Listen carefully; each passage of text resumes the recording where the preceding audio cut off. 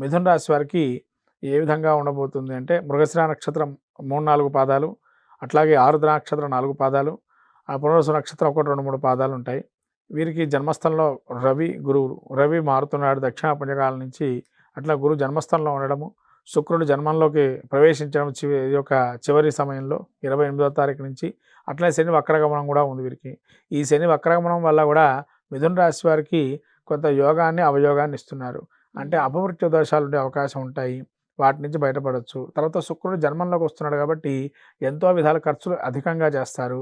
ఉన్నదానికన్నా ప్రత్యేకంగా నీళ్ళలా ఖర్చు చేసే పరిస్థితి ఉంటుంది, డబ్బులు కూడా. అలా జన్మస్థంలో గురువు ఉండడం వల్ల ఆలోచన జ్ఞానాన్ని పరిపక్వత చెందకుండా ఏదో మన దగ్గర డబ్బు ఉంది కదా అనే ఆలోచనతో ఖర్చు పెట్టేస్తుంటారు.